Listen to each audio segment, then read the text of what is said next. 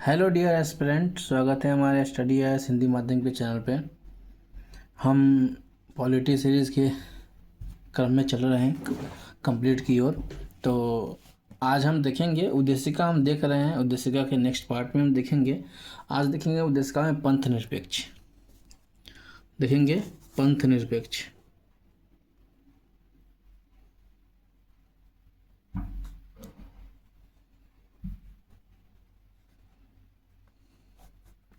पंथ निरपेक्ष सेकुलर।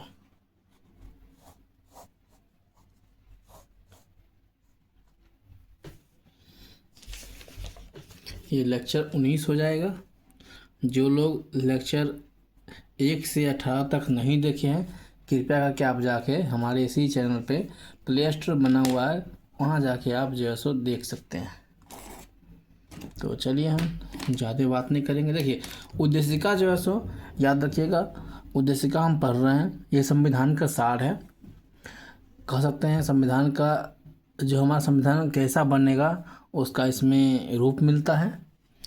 और पंथ निरपेक्ष की बात करें तो यह मूल संविधान में नहीं है, क्योंकि यह संशोधन होके ऐड किया गया। उद्देशिका में इन्होंने 42वां संविधान संशोधन 1976 के माध्यम से जोड़ा गया है इसमें। तो यह क्या है?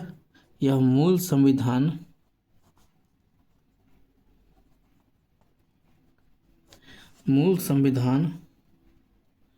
में नहीं था।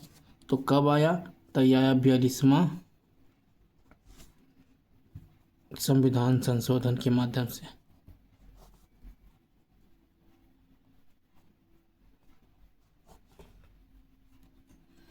उन्नीस सौ छिहत्तर के द्वारा जोड़ा गया।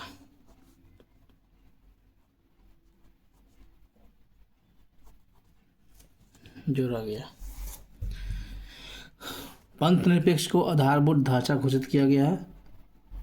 इसे आधारभूत ढांचा घोषित है।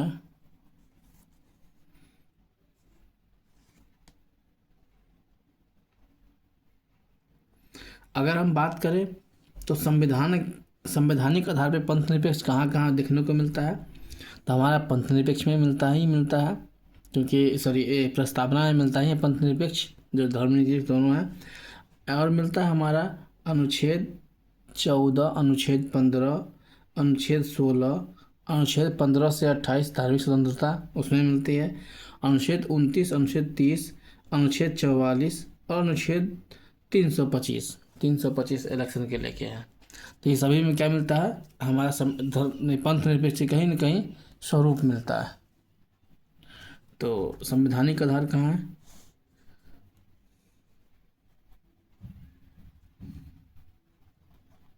संवैधानिक आधार में क्या क्या है, कहाँ कहाँ है? प्रस्तावना में है,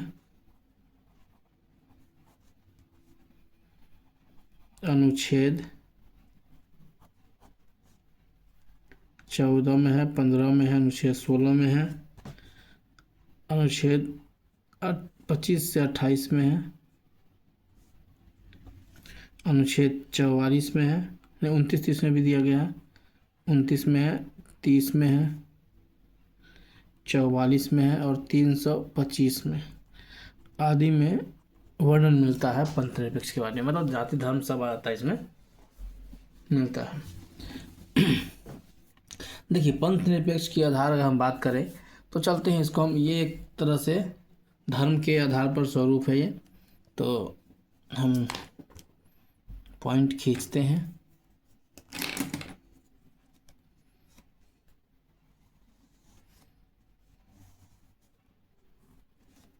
देखिए यहाँ लिख सकते हैं, राज्य व्यवस्था का धर्म के आधार पर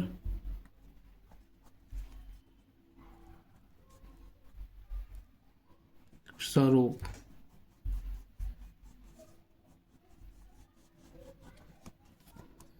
स्वरूप। तो कैसा कैसा हो सकता है धर्म, कैसा कैसा धर्म है हमारे वर्ल्ड में, दुनिया में, जो दुनिया लोग मानता है। देखिए, एक तो होता है निरीश्वरवादी। क्या होता है? निरीश्वरवादी,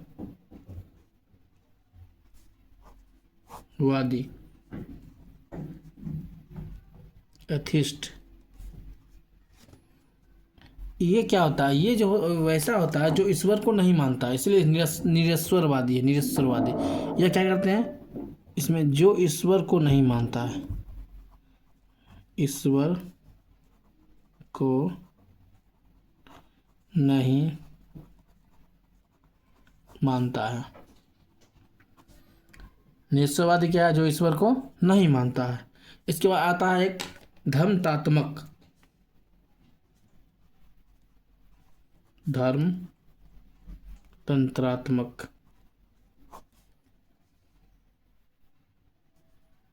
इसको बोलते हैं थियोक्रेटिक।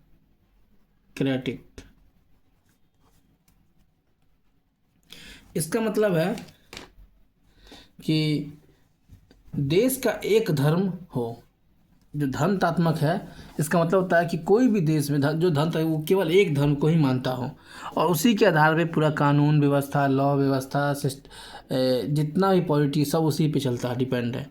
नीति कानून सब जो है सो धर्म पे आधारित होगा। उसको बोलते हैं धर्मतात्मक। मतलब कह सकते हैं जब देश का एक धर्म हो, अर्थात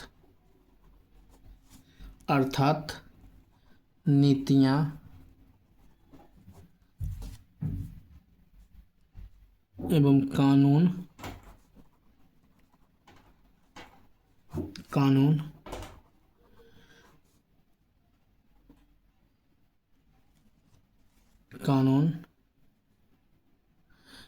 यह कानून सब धर्म के आधार पर हो,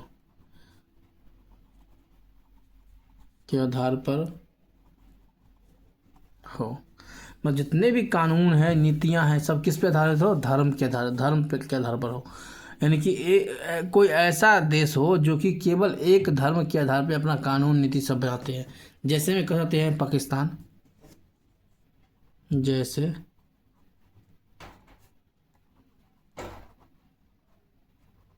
पाकिस्तान, थाईलैंड।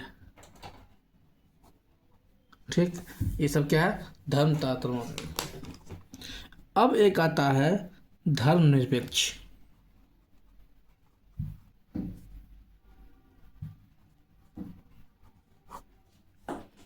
इसको ही बोलते हैं सेकुलर। आगे चल के बताएंगे धर्मनिरपेक्ष और पंथ निरपेक्ष में भी क्या अंतर है। दोनों एक ही है, लेकिन दोनों शब्द में क्या है अंतर। देखिए, इसका मतलब होता है देश का कोई भी धर्म अपना ना हो, वो किसी भी धर्म को बढ़ावा नहीं देता है। सरकार या देश सभी धर्मों को समान संरक्षण देता है। इसका मतलब ये होता है समान पोषण देता है, सभी के समान आदर करता है, सभी को प्रोत्साहन देता है, जितने भी हो सभी के लिए समान हो, किसी एक धर्म को बढ़ावा नहीं देता है। इसलिए इसको तो धर्मनिरपेक्ष। तो क्या हो जाएगा? इसका मतलब ये हो जाएगा जब देश का कोई धर्म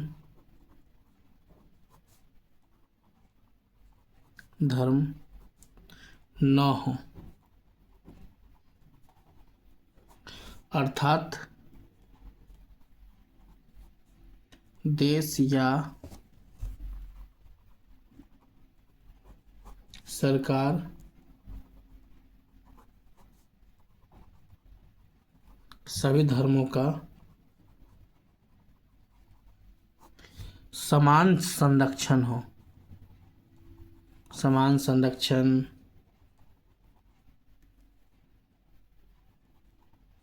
समान पोषण, सबके लिए एक समान दो, समान आदर,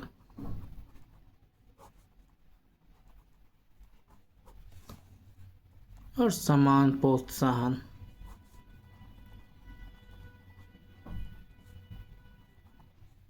समान प्रोत्साहन करती हो, उसे क्या कहते हैं? धर्मनिरपेक्ष देश। जैसे जैसे हम भारत बोलेंगे, भारत हो गया, यूएसए हो गया, यूएसए हो गया, फ्रांस हो गया, etc।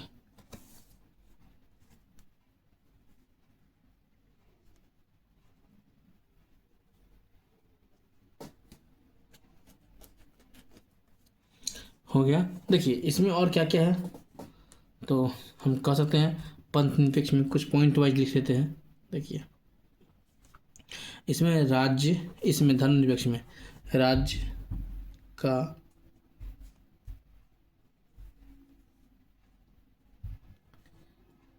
का कोई धर्म नहीं,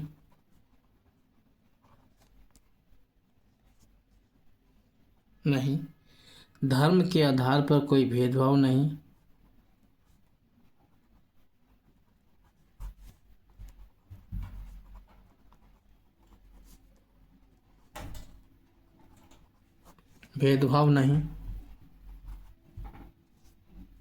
किसी भी एक धर्म की मान्यता का कोई स्थान नहीं,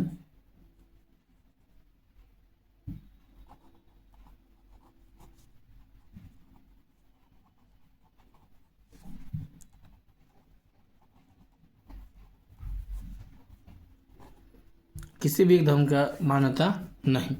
ये सब क्या हो गया? ये सभी जो है सो धर्मनिरपेक्ष के अंतर्गत आते हैं।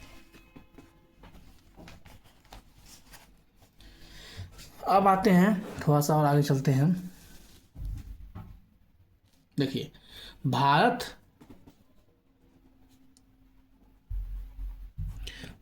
न तो धार्मिक है,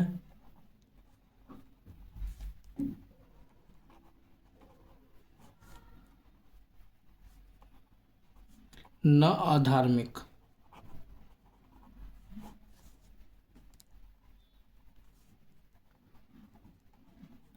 और ना ही धर्म विरोधी भी है।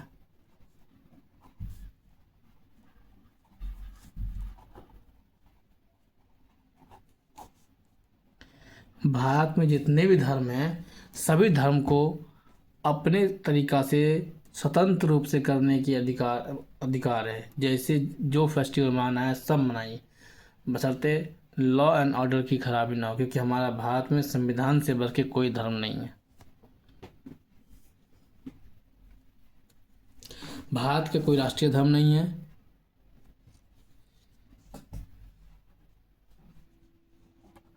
धर्मपंथ में होता है कोई राष्ट्रीय स्तर पर भी कोई धर्म ना हो, यानी कि राष्ट्र का कोई धर्म नहीं, यानी कि बोलते राष्ट्रीय धर्म, राष्ट्रीय कोई धर्म नहीं है। राज्य किसी विशेष धर्म का समर्थन नहीं करेगा,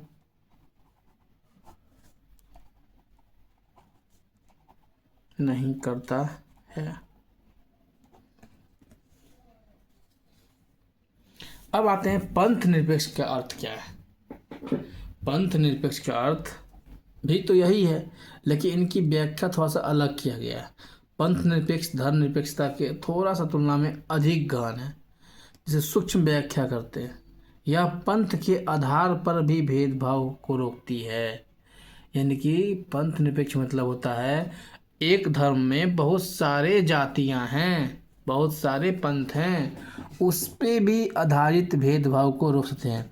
धर्मनिरपेक्ष में केवल धर्म के आधार पर भेदभाव को रोकना होता है, मान लीजिए ज़्यादातर, लेकिन व्यापक उससे भी गहन सूक्ष्म रूप से हर एक धर्म में बहुत सारे जातियां हैं, उस जाति के आधार पर भी भेदभाव को रोकती है, इसीलिए वो पंथ निरपेक्ष कहलाते हैं। यानी कि धर्मनिरपेक्ष अपने आप में व्यापक है, लेकिन पंथ निरपेक्ष जैसो सूक्ष्म यानी कि एकदम सूक्ष्म व्याख्या करते हैं। महीन धर्म के अंदर भी जो जातियां हैं, जैसे अगर बात करें हिंदू धर्म, सनातन धर्म होते हैं, इसमें ही कम से कम नहीं हो तो बहुत सारे जातियां हैं, ठीक। इसे वर्ण व्यवस्था में 4 तरीका से बांट दिया गया है, लेकिन सोचिए उसमें भी कितना जातियाँ है, उसके आधार पे भी भेदभाव नहीं कर सकते हैं। इसीलिए हमारा भारत पंथ निरपेक्ष से ज़्यादा बेहतर होगा, सॉरी धर्म निरपेक्ष से ज़्यादा बेहतर होगा पंथ निरपेक्ष कहना। तो थोड़ा सा लिखते हैं, पंथ निरपेक्षता का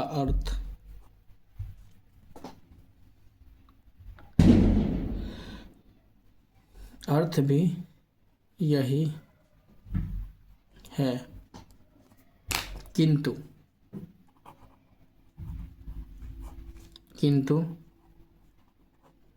इसकी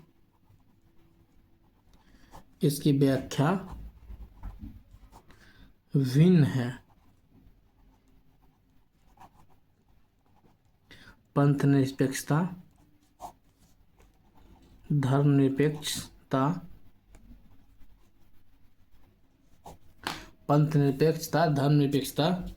की तुलना में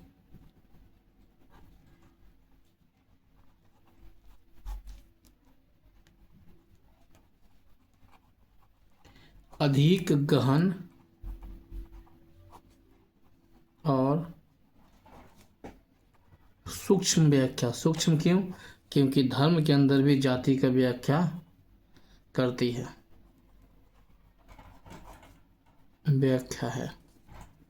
और यह पंथ के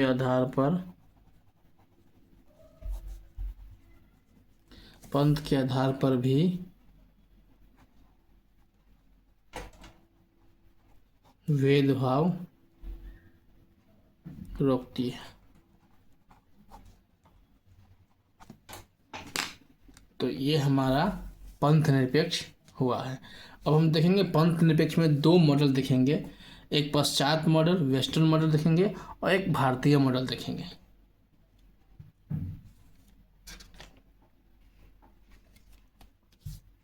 तो चलिए नेक्स्ट चलते हैं, हम लोग वेट नहीं करेंगे और अपने बात पे चलेंगे। अगर मेरा वीडियो आप लोग को पसंद आता है तो कृपया लाइक कमेंट एंड शेयर ज़रूर करें। जिन लोगों ने सब्सक्राइब नहीं किए हैं कृपया करके मेरे चैनल को सब्सक्राइब कर ले। अब आते हैं पंथ निरपेक्ष के 2 मॉडल पे। पंथ निरपेक्षता के 2 मॉडल है।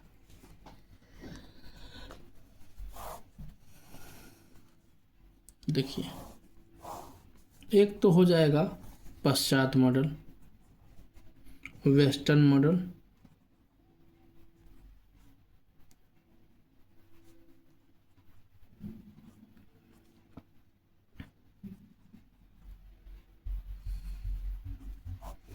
पश्चात मॉडल। दूसरा हो जाएगा भारतीय मॉडल।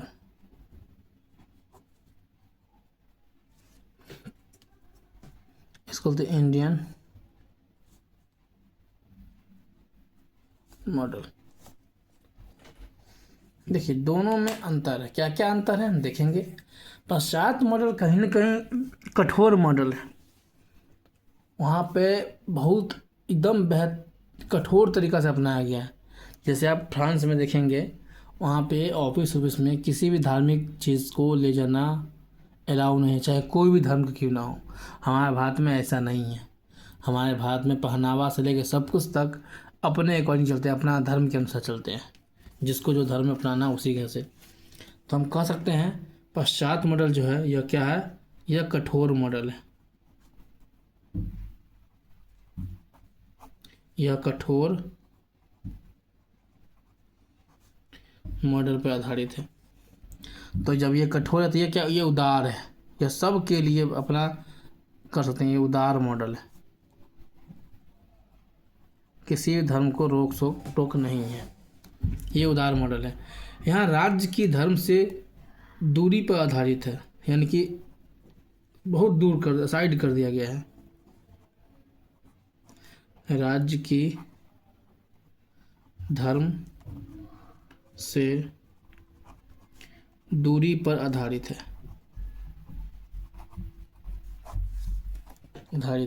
और यह सर्वधर्म समभाव पर आधारित है।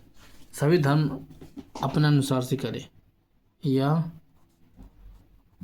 सर्वधर्म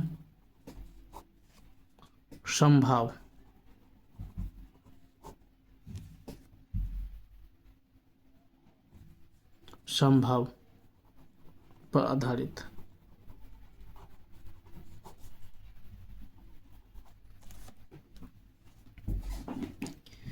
यहाँ जो धर्म की दूरी की बात कर रहे हैं, यानी कि सरकार को, जो भी सरकार है, सरकार को गतिविधियों में हस्तक्षेप नहीं करेगी।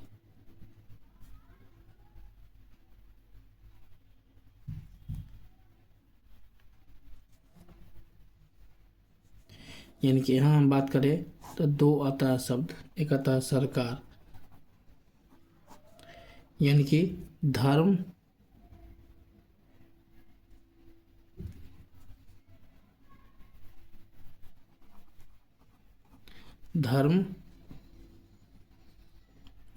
के गतिविधियों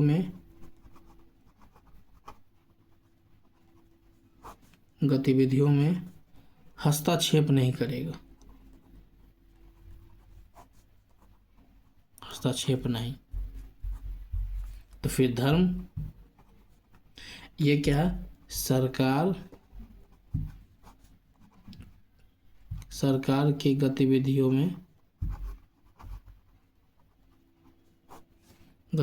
में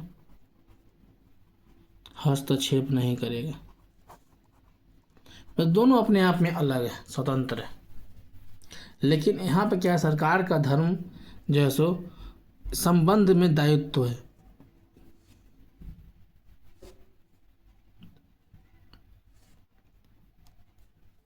देखिए यहाँ पे सरकार का दायित्व क्या बना है, सरकार का धर्म के संबंध में दायित्व है। कुछ दायित्व सरकार को है। कैसा दायित्व है? देखिए, एक तो है संरक्षण करने का,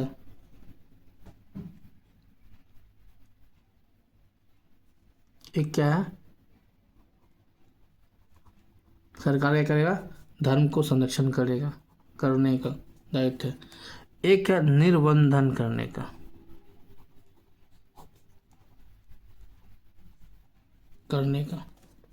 एग्जाम्पल में देखिए संरक्षण क्या होता है। सरकार अगर कहीं पे एग्जाम्पल में कुंभ लगता है, कुंभ मेला का आयोजन, देखिए कितना प्रशासन सब होता है। ये हो गया अजमेर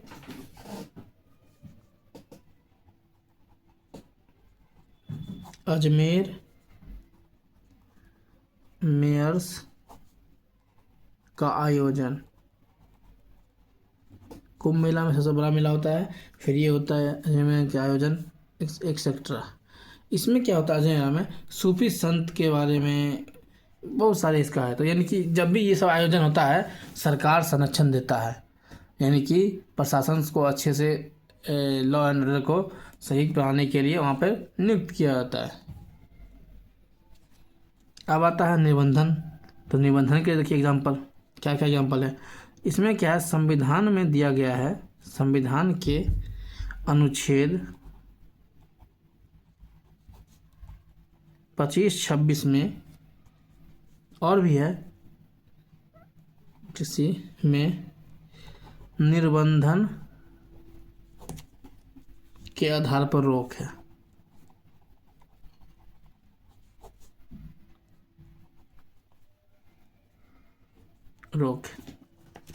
जैसे कोरोना काल में आप देख रहे होंगे, जितना भी क्या था कोरोना काल में, जितना बाबा धाम जाने के लिए उस समय क्या सब पे रोक लग गया था, तीर्थ यात्रा पे सब पे रोक लग गया था।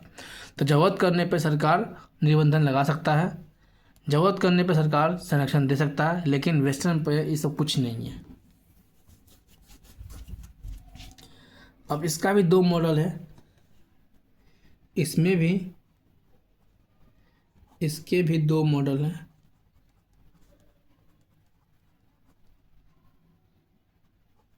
मॉडल है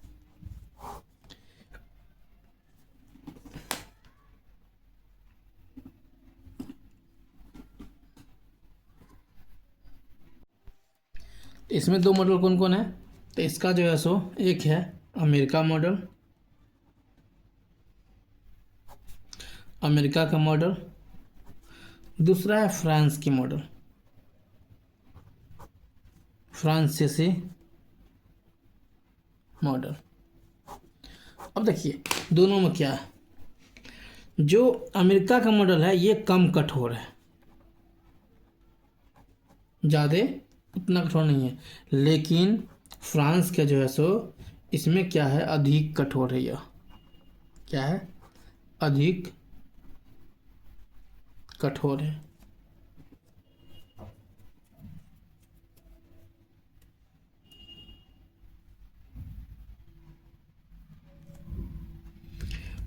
अब थोड़ा सा इसमें कुछ जो है सो छूट मिला है, लेकिन पहले नहीं था। 2004 के बात करें, 2004 में स्कूल, हॉस्पिटल, सरकारी संस्था,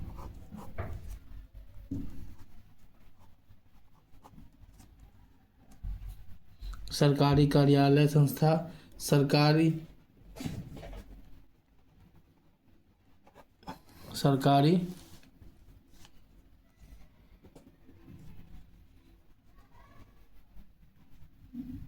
सरकार के अधीन स्थलों पर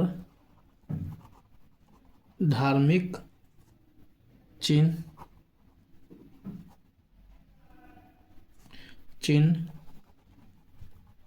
धारण करने पर प्रतिबंध लगाया।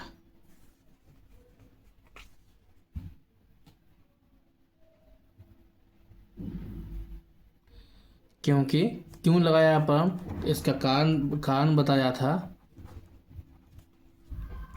कि नागरिकता पर धार्मिकता पर महत्व। तो देखिए अगर कहीं जाए फ्रांस के जो है सो अभी हाल फिलहाल में कुछ दिन पहले देखे थे, वहाँ पे हिजाब उजाब पहनना सब बंद कर दिया गया था। यानी कि सरकारी स्थल में कुछ भी आप धार्मिक चीज़ को पद चिन्ह पहचान कुछ नहीं ले सकते हैं। इसीलिए अमेरिका में थोड़ा सा सही है, और हमारा भारत पंथ निरपेक्ष है, सभी धर्मों को अच्छे से बढ़ावा देते हैं। तो हमारा भारत पंथ निरपेक्ष है। तो हम जो है सो यहीं पे वीडियो को रखेंगे, क्योंकि ज़्यादा देर के वीडियो हम नहीं बनाएंगे, फिर धीरे धीरे बनाएंगे। कल बनाएंगे लोकतंत्र पे, क्योंकि डेमोक्रेसी भी दिया गया है, तो उसको देखेंगे।